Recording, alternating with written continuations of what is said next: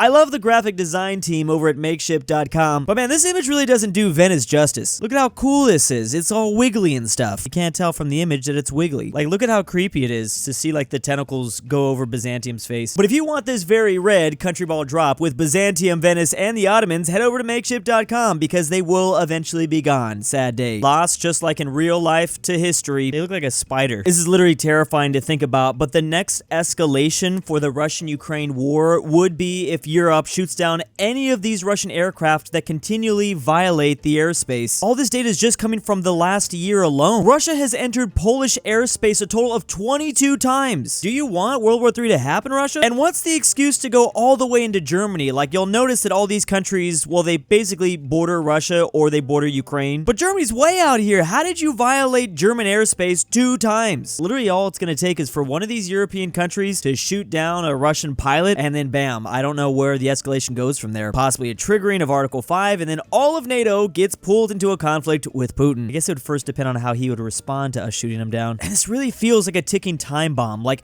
that will eventually happen if this conflict continues. Like, it's only a matter of time. Now, violating Russian airspace could be just Russian drones or Russian missiles, but shooting down an actual Russian fighter jet, that would be the crazy thing. Do we want to bring up the fact that neutral Switzerland during World War II had to shoot down a total of 25 different aircraft? And that was pretty indiscriminate. It didn't matter if it was the Axis or the Allies. That's just what neutrality meant to them. Don't enter their airspace, boy. It's not just Russia, though. It's also their little ally Belarus as well. The Belarusians have also violated Polish airspace in the last 365 days. However, believe it or not, all of this doesn't compare to the amount of times Turkey has violated the Greek airspace. Over 279 times? Greece and Turkey, I expect nothing less. Kind of funny this is coming up now, considering the Byzantium Empire was like an older form of Greece and the Ottomans were an older form of Turkey. Product placement? The Greek-Turkish dispute has been raging for years, generating hundreds of incidents a year. Those are 2 NATO countries, by the way. They don't care. This is an important question to ask. How often do NATO countries violate now Russian airspace? Because once one country shoots another one down, then is it fair game for both sides? And again, that's how we enter World War III. Apparently, the map is incomplete. Russia violated Norwegian airspace 3 different times. Oh, yeah. How many times have they entered Ukrainian airspace? 600,000?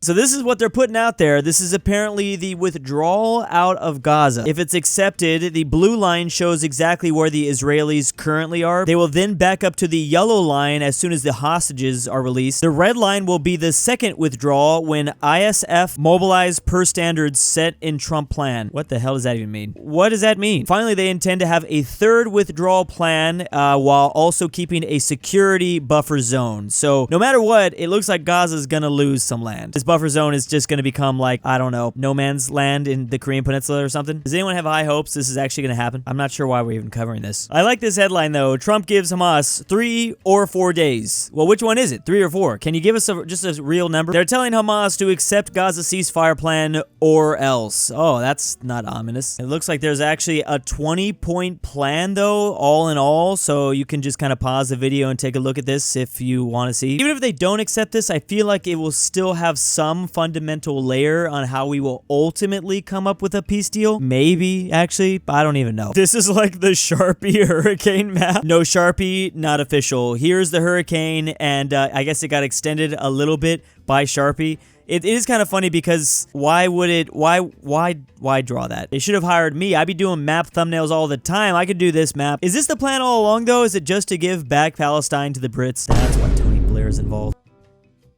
You want another reason why maps that are flat are bad. This is supposed to be a circle with a radius of 5,000 kilometers. As you can see, it is most certainly not a circle. It looks more like an upside down triangle. It is centered around the French capital of Paris, and as you can see, going 5,000 kilometers south does get you to the edges of Nigeria, but going 5,000 kilometers north, it makes it look like, wow, you're gonna go visit Santa in the North Pole. Look how much further it feels! But in reality, they're actually the same distances. I think the most most shocking aspect is that from Paris, 5,000 kilometers towards the east, you can get to like the midway point of Russia. That feels huge on this map, but we all know, I mean, that just kind of gets them to the middle point of Iran, I guess. 5,000 kilometers towards the northwest, it gets you to the Canadian province of Nunavut. This is specifically the Mercator projection. I want to mention that. That's probably the most popular flat map projection. This always seems to buff up Greenland, though. Greenland is not that big. Looks like Greenland's bigger than the entire continent of Africa. Greenland is definitely big, being the world's biggest island, but it's only barely bigger than the Democratic Republic of Congo. It's like maybe 2 Nigerias. About 2 Nigerias. Not so impressive now, are you, buddy? Just always important to keep in mind whenever you're looking at a flat map to know this is not a globe. We live on a globe. We live on a circular marble that is flying through space. This map projection in front of me is just to help me visualize what it kind of all looks like, but it's not reality. I always gotta tell myself that, and I'm looking at flat maps every day. I'd want this as a poster with the title, "This is a circle." Please, there's gotta be a geography teacher that does this out there. Maybe I can be the one. It's funny because more than likely, if you're watching my content, you know this. You've known this already, but we're gonna have to continue to scream it out into the world because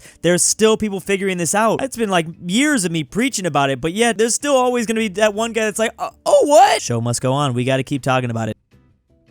It looks like China might be winning the Cold War Part 2 that we're all in because, well, at least in this industry, they're starting to kill us. Mind you, it's very, very close, but consider 10 years ago where China had nowhere near this number. Honestly, even 5 years ago, it was nowhere near this number. We're talking video game revenue as of last year, and it's basically neck and neck. The global total, though, video games brought in a revenue of $182.7 billion. And keep in mind, these video games, that is the next generation of people. Like, if China wins out, that means that there's a whole generation of youth that is going to be, well, associated with, I don't know, whatever China's making. And let's not pretend like China's only making like video games better than the US. I mean, they're making electric cars better, they're making cell phones better. Third place is Japan at $16.6 billion. Then it's South Korea, then it's Germany, the UK, France. Whoa, look at Mexico go. The rest of the world, I'm sure Poland's in there. That's the big one I'm thinking of, Poland. But also, there's actually a lot of European countries that make very good video games. $38.6 billion. Since Saudi Arabia just bought EA, does that automatically mean Saudi Arabia is going to be on the list next year? I'm gonna say something controversial. US video games have been trash for a very long time. Not all of them, but man, unless it's like a dude in his basement that made it that just happens to be from like Arkansas or something like that, most of the time the game's gonna be trash. I'm sorry, it is. I mean, I'm a very weird gamer, but just scrolling through my Steam library, like the vast majority of the games that I play, especially the games that I really like to play,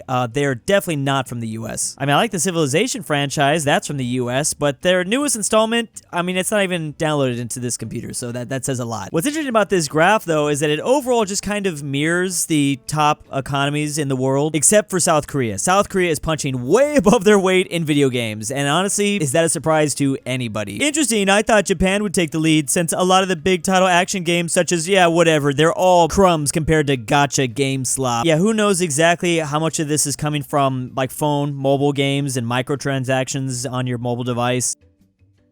I don't even think these numbers are accurate. Is the American dream still alive? You're telling me out of the 18 to 29-year-olds, 21% would say yes? I bet you it's even lower than that. I mean, this is only out of 2,000 respondents. I guess this depends on exactly what you define as the American dream. For me, I think, you know, basically the nuclear family, 1950s, you can buy a house, you can have a wife and kids, and you get all that by a reasonable time, like by your 30s. However, that's only 12% of 30-year-olds in the U.S. now in 2025, and that used to be over 50%. The other way I feel like I'd define the American dream is just wealth and growth and becoming rich. I guess they kind of go hand in hand if you think about it, but it's insane that, like, honestly, the 30 to 64-year-old category is not that much more optimistic. Only 3 points more. It's just the boomers that believe that the American dream is that, bro, that's crazy. How are they that disconnected? I'm sorry. I don't mean to, honestly, we don't need to bash boomers more than they already get bashing, but how are you that disconnected? 41% of over 65-year-olds still think the American dream is alive? Here's the thing, I've said this so many times already, but when you think of the American dream, I think a lot of people think of the 1950s, and I've always said how that will never happen again. The entire world had blown itself up after World War II, and we were the only remaining power. We weren't forced to rebuild for several decades like Europe and a lot of Asia was having to do. You know, I was gonna say, short of having another world war, then maybe we could have another era like this. No, World War III would probably just and the world instead this time. Maybe there's a way to redefine what we classify as the American dream, but whatever it used to be, that's probably long dead. I still feel like America personally is one of the best places to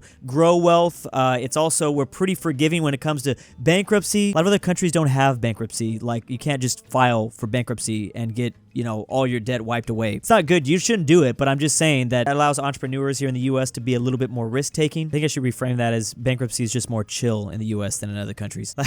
We're just chill like that. Oh, you can't pay this $1 million?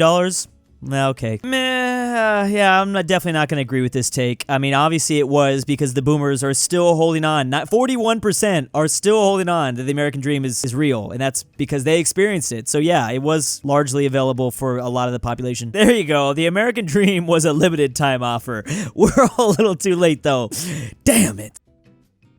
But only you can dream about empires from the past like Byzantium, Venice, and the Ottomans by heading over to makeshift.com before you wake up and they're gone, and that will literally be a nightmare. Forced to stay in the dark, dark void forever. Ah! Big thanks to my patrons this month. If you want your name here, check that Patreon link in the description down below. Never change Drew unless you want to. We need a Drew bobblehead figurine. Petition for Drew Alexander to make the Terrible, ASMR Connor Tingles Pavlik, version 2. Fredrik Tibblin, KingBearHaze, LoreTrack, LuxembourgLover, Igloo the Goat, Nolan, NordTyrol, Tambre, and William.